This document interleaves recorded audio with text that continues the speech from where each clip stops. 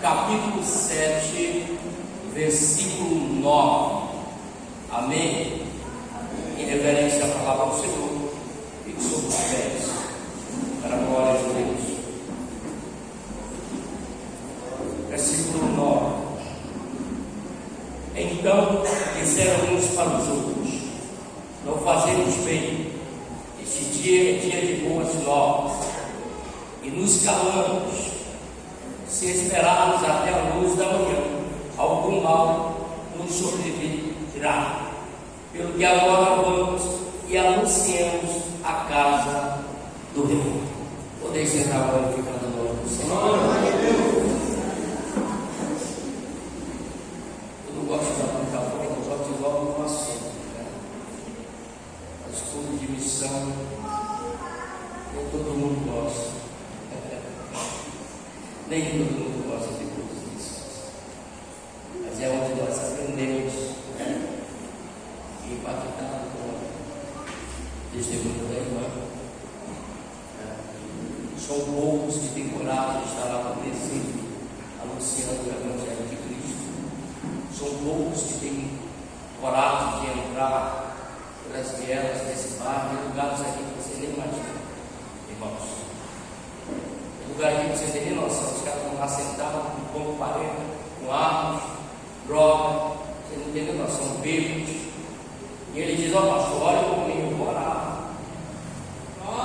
Lugares que você tem nem noção, tem lugares que eu fui cercado por 6 homens armados. Digo: eu vou pregar o Evangelho. Você vai não ter mais coragem de voltar lá. Mas nós vamos por amor à obra de Cristo Jesus. Por amor à obra. Se nós ficarmos acomodados, o Senhor vai cobrar de cada um de nós. Cada um de nós. Então disseram: nós não estamos agindo bem. Nós temos as boas notícias e estamos acomodados. Já estou salvo, para mim tanto basta. Já estou na igreja, para mim está bom demais. Então os leprosos estão dizendo: nós temos boas notícias. E nós não devemos ficar calados, não podemos ficar calados. Nós vamos agora mesmo contar essa boa nova na casa do rei. Então nós vamos nos levantar e vamos contar as boas novas, que o melhor nos aguarda na casa do rei. Ele foi e disse: eu vou preparar lugar para vós, e quando estiver pronto eu vou voltar para buscar vocês, mas não quero encontrar vocês de mãos vazias. Ide e pregai o Evangelho a toda criatura.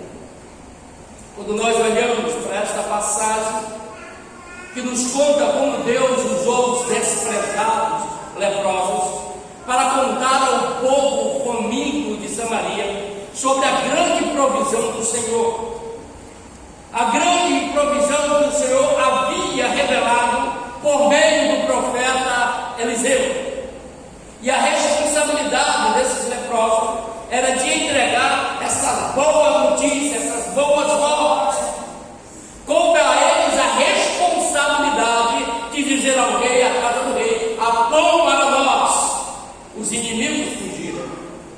Agora, a responsabilidade de anunciar o pão da vida a todos os homens é nossa.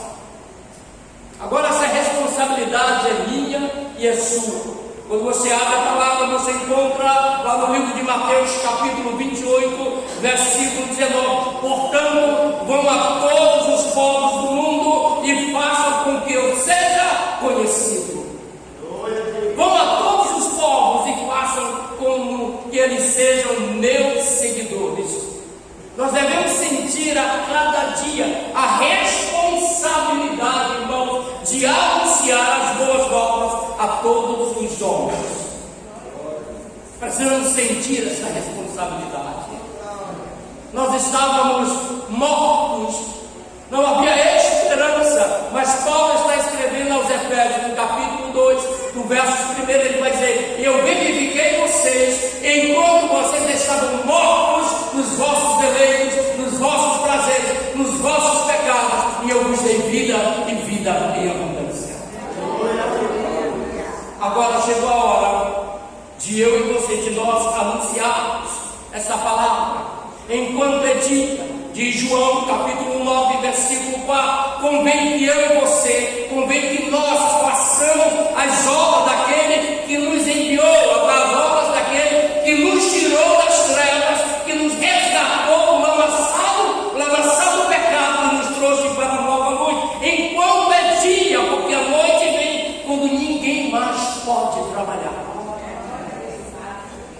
Quando ninguém pode mais trabalhar, possamos dizer assim que a noite é quando eu e você ou algum de nós não podemos mais fazer a obra ou estar no leito do hospital, porque muitos dizem assim: ah, Senhor, se tu me curar, amanhã eu vou fazer missões.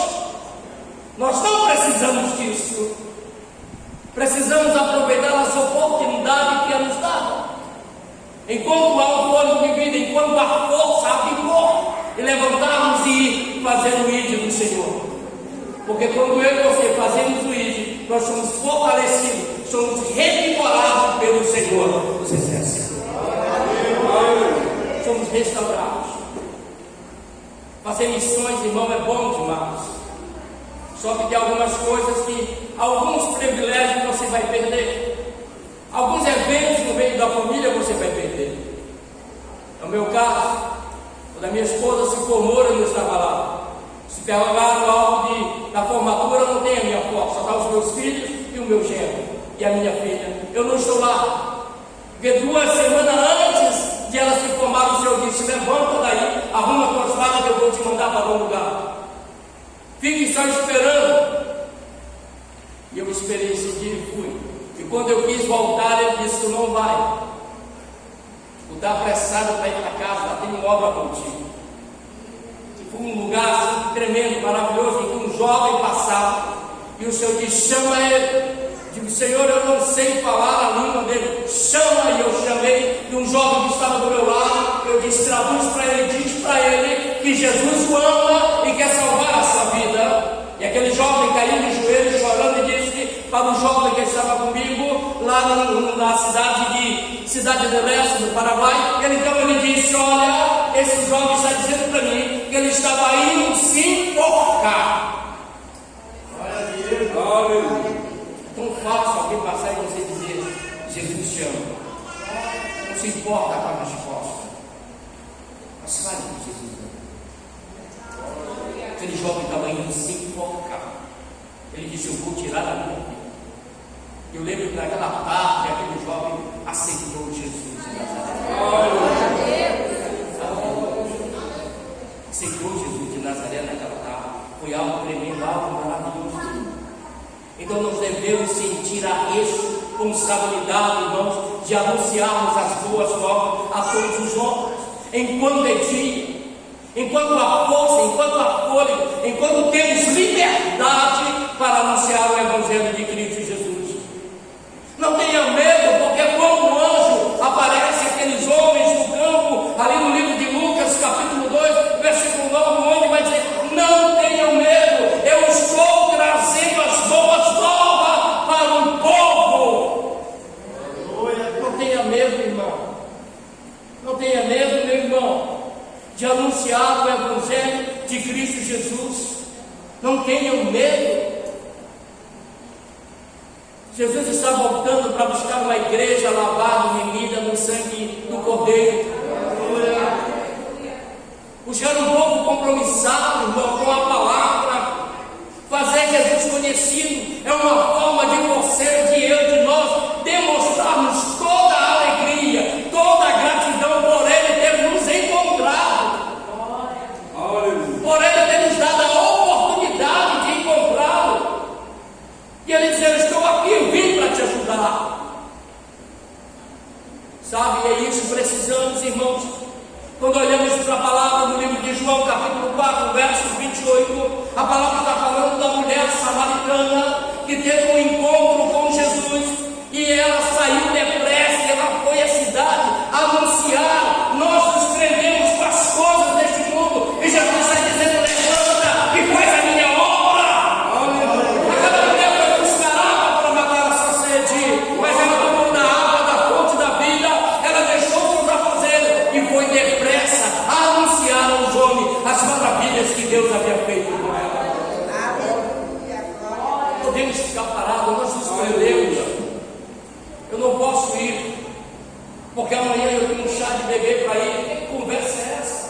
Irmãos, eu quero falar uma coisa para você nesta noite. O dono da casa é aquele que está lá em cima. E aquele que está lá em cima, sentado no trono da graça, é o dono da minha vida. Deixa eu contar um segredo para você. Porque eu queria trabalhar, tive 3 princípios de infarto e um AVC. Ele não mandou recado, não. Ele mandou o Espírito Santo falar comigo e dizer assim: você terá um princípio de AVC. Eu te chamei para uma obra. Glória. Sabe? E ele disse para mim uma coisa muito forte. Ele disse: se você não falar do que eu te mando, eu vou te levar. E eu faço o que ele manda. Aleluia. Eu fui pregar com a boca torta, porque eu tinha que ir. No princípio de AVC, e tive que ir. Os irmãos ficaram apavorados. Pastor, vamos levar o senhor para o hospital. Aqui é seu coração. Estava falando com a língua toda enrolada. Eu vou pregar primeiro, depois a gente vê o que faz. É desobediência. Ele mandou foi eu pregar e não trabalhar. Ele me tirou de uma empresa em que eu trabalhava. São 8 anos que o Senhor me tirou da empresa. E o negócio apertou de Jesus. Eu vou trabalhar de pintura. Passei 2 dias pintando. No 3º dia eu volto para casa de bicicleta. E ele diz: tu terá o princípio de AVC. Eu te chamei para uma obra. Não é fácil, gente, mas é prazeroso e é maravilhoso. Paulo, além da sua alegria e da sua gratidão, ele tinha a pregação como uma obrigação. Está lá na primeira carta aos Coríntios, capítulo 9, versículo 16: porque se eu anuncio o Evangelho de Cristo Jesus, eu não tenho do que me envergonhar, pois me importa esta obrigação. E ai de mim, se não anunciar o Evangelho da salvação. Ai de nós, se não anunciarmos o Evangelho da salvação. Para isso fomos chamados, para anunciar o Evangelho de Cristo. E há uma urgência, irmãos, na pregação do Evangelho, porque é o que? Uma ordem de Jesus, que o trabalho seja feito de forma apressada, de forma urgente. Você abre a palavra e você vai encontrar no livro de Lucas, capítulo 14, versos 21, que há uma expressão que fala na parábola da candeia. Nós vamos encontrar uma expressão que diz assim: sai depressa pelas ruas e bairros da cidade. Não podemos mais ficar acomodados. Nós precisamos nos levantar e ir. É preciso, portanto, que eu e você, como igreja de Cristo Jesus, conheçamos o tempo para que a obra seja feita. Assim como Cristo Jesus, ele sabia da sua hora. A igreja também precisa ter essa consciência de pregar o Evangelho enquanto é dia. Essa obrigação do líder de missões está errada. Essa obrigação é do pastor, está errado. O pastor cuida de ovelha, a ovelha gera ovelha. Nós somos chamados para gerar vidas, resgatar lá fora, trazer para a casa do Senhor. Quem gera ovelha é ovelha, quem cuida de ovelha é pastor. Se você é ovelha, então gere ovelha, traga ovelha para a casa do Senhor. Jesus está voltando, irmãos, e nós precisamos disso. E a ordem de Cristo é que pregue com urgência. E ele diz: olha, vocês não irão vazios. Ele prometeu sobre vós o Espírito Santo de Deus, mas recebereis poder para a pregação do Evangelho até o confins da terra. Está lá em Atos dos Apóstolos, capítulo 1, versículo 8. Até os confins da terra você não vai vazio, mas cheio da presença de Deus. Cheio da presença. Então você verá o que Deus vai fazer. Sabe, precisamos nos levantar e anunciar o Evangelho de Cristo Jesus. Nós, como igreja, precisamos despertar a nossa vocação missionária. Nós precisamos despertar essa vocação missionária. missionária como igreja de Cristo Jesus, e sair por aí evangelizando, falando do amor de Cristo, a igreja está vazia, a culpa é do pastor. Não, a culpa é nossa, porque estamos acomodados.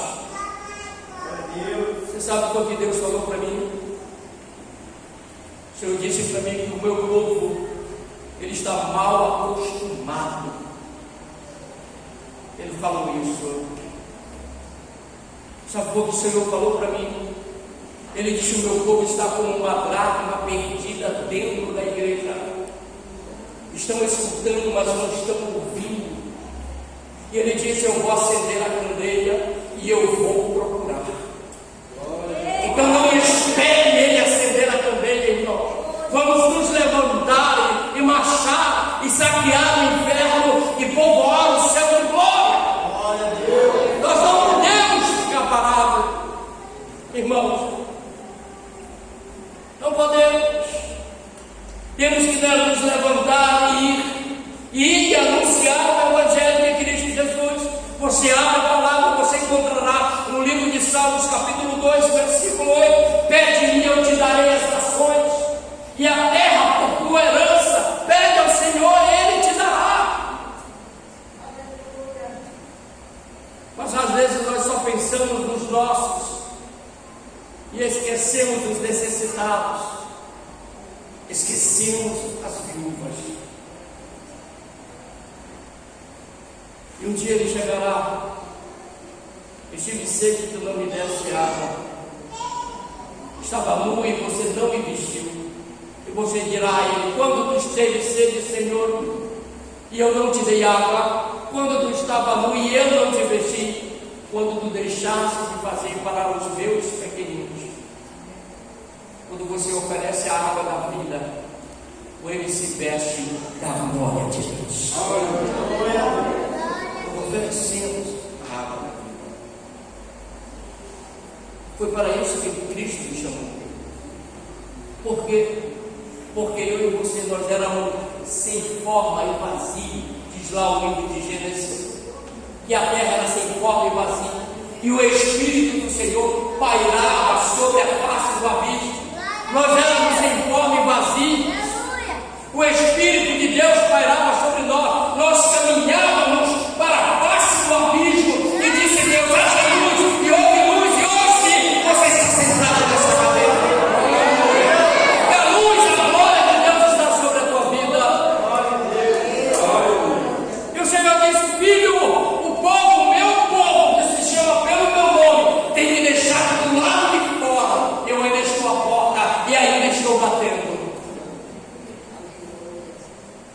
Jesus está voltando para buscar uma igreja maravilhosa.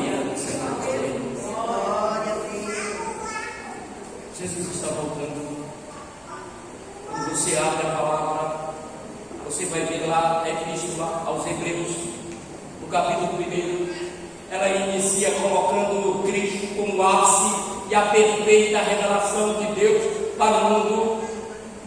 O texto diz que nos últimos tempos Deus falou através do seu Filho Jesus, e foi exatamente Jesus de Nazaré que deu a ordem para você, como igreja, para pregar no seu nome, para anunciar o Evangelho. Ele diz: ide por todo mundo. Está lá no livro de Marcos, capítulo 16, versículo 15: ide por todo mundo e pregar o Evangelho.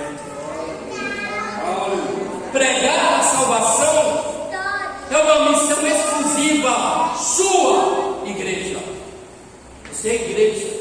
Ele não está falando do templo físico criado, levantado pelo homem, não. Está falando de você. Está falando de mim, de nós. Somos a igreja de Cristo Jesus. E é preciso que se compreenda o privilégio desta exclusividade, a fim de que não haja negligência. Não podemos negligenciar estas coisas. Jesus está voltando, irmãos. Glória a Deus. Jesus está voltando. Uma certa feita eu estava em certo lugar e de alguns jovens, usuários e traficantes, Eles disseram uma coisa para mim, uma coisa que mais me revolta. Ele disse em geral: são as pessoas que nos olham e fogem da gente. E alguns até crentes fogem da gente. Ele disse: irmão, eu quero ouvir só uma palavra. E eu lembro que eu disse uma palavra para o jovem que estava lá. Eu disse: olha, Jesus Cristo te ama. Ele tem uma obra imensa na tua vida. E enquanto eu conversava com essa roda de jovens, alguém entra com um carro e quando vê, bate em cima e vê. Eu estava lá, eles voltaram porque as pessoas realmente estavam sujas. A minha esposa disse: meu filho, tu estava por onde? Esse perfume não é o que tu usa. Eu disse: esse perfume é de um povo carente. Glória. Quantas vezes cheguei em casa, estava suja, a minha roupa deles me abraçava. Passado um tempo para esse jovem que eu disse para ele, eu estou andando na rua, ele grita: ei, pastor! Diga a paz do Senhor, meu filho. Ele olhou para mim e sorriu: o senhor não está me conhecendo, não? Eu disse: eu sou aquele homem que estava lá na praça cheirando de cola, com o cabelo cortado, feito a barra e arrumado. Glória a Deus! A palavra foi: Jesus te ama e quer mudar a tua história. Não há mistério nisso. Não há. Os irmãos que estão sentados, a gente sabe que não é fácil pregar para esse povo. Não é fácil. Primeiro que a gente fica com medo. Mas quando Deus está no negócio, quando eu e você está revestido de poder, não há barreiras. Não há barreiras. Paulo está falando para o rei Agripa, no livro de Atos dos Apóstolos, capítulo 26, versículo 16, que Paulo vai dizer assim, quando Deus está falando para ele: agora levanta-te, pois eu apareci para você, para nomear você meu servo. Eu apareci para você para nomear você ministro e pregador do Evangelho. E o que é que Paulo vai dizer ao rei Agripa? E Deus está falando para ele: e você vai falar ao mundo inteiro a respeito dessa experiência e das outras que você vai ter, que eu apareci para você. Glória a Deus. Então Paulo responde ao rei Agripa dizendo: eu não fui rebelde, desobediente àquela visão. Versículo 18. E Deus está dizendo: eu levantei vocês como ministro da minha casa. E ministros de Cristo não é só os que estão sentados no púlpito, são aqueles que levantam e anunciam o Evangelho de Cristo Jesus. Você tem uma experiência com Deus, conte para o seu vizinho, conte para o seu amigo, conte para aqueles que estão na rua. Já vou encerrar. O negócio já é ligeiro. Conte, fale, sabe, dessa maravilha que Deus fez na sua vida. Você como igreja, você não pode perder a sua vocação. Em Abraão, Deus elegeu a sua descendência. Em Israel, para uma nação messiânica, para uma vocação messiânica. E a promessa se cumpriu em Cristo Jesus, nosso Senhor. Deus elegeu como nação, Deus se elegeu como nação santa, como sacerdócio real, sabe, para os seus propósitos aqui na terra. Você foi eleito como sacerdote de Cristo. Está lá em 1 Pedro capítulo 2, versículo 9. Nação santa, sacerdócio real, um povo eleito, um povo adquirido, tirado das trevas para anunciar as boas novas de Cristo Jesus.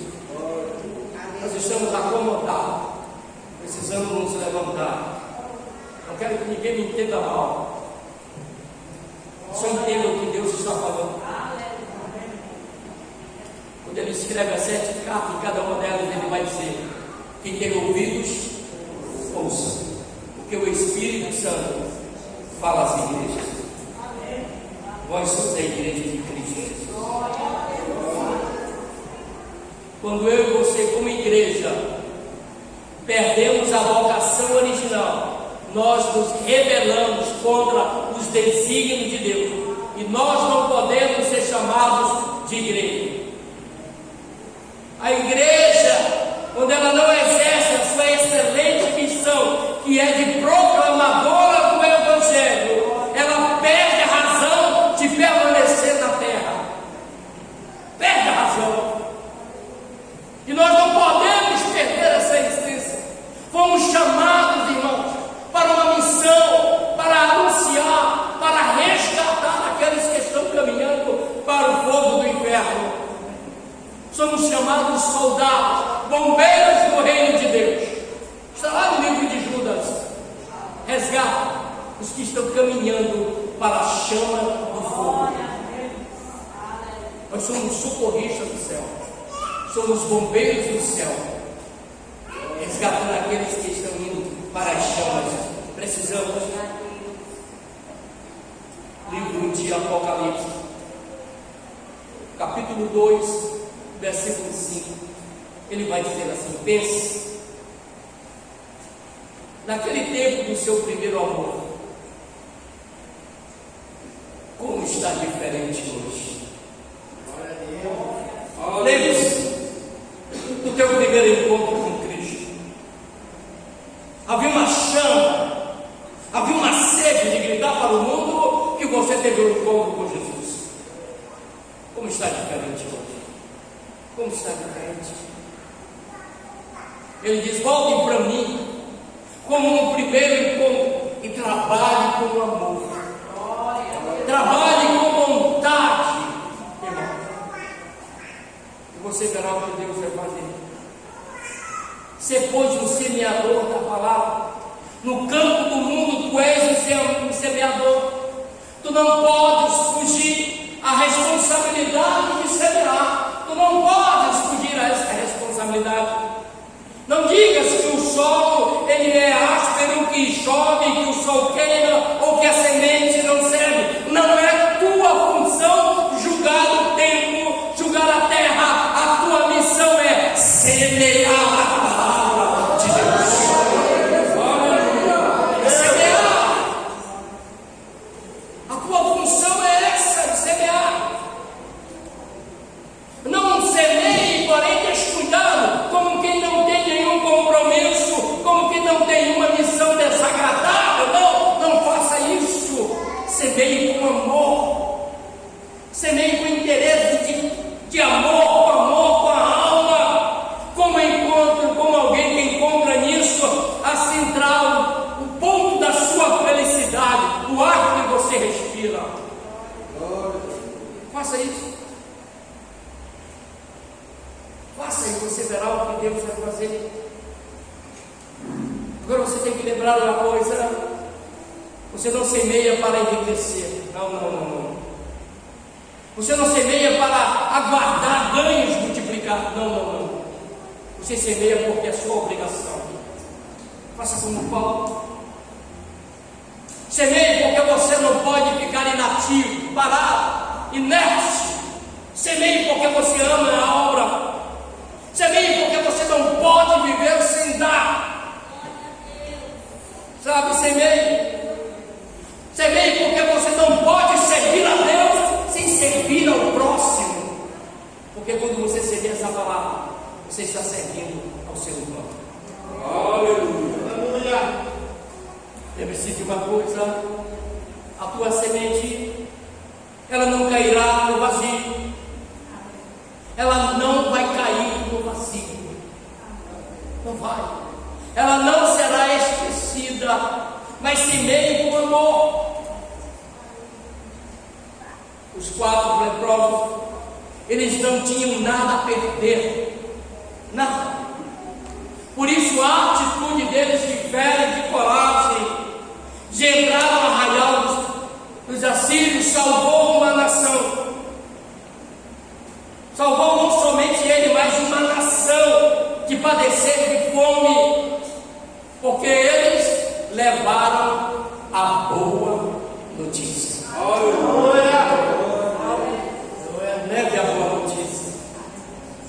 Você pode salvar uma família. Leve a boa notícia. Você pode salvar o casamento. Leve a boa notícia. Você pode salvar o seu amor. Leve a boa notícia. Você pode mudar o seu município. Leve a boa notícia. Que você pode salvar o seu estado. Leve a boa notícia. Que você pode salvar esta nação.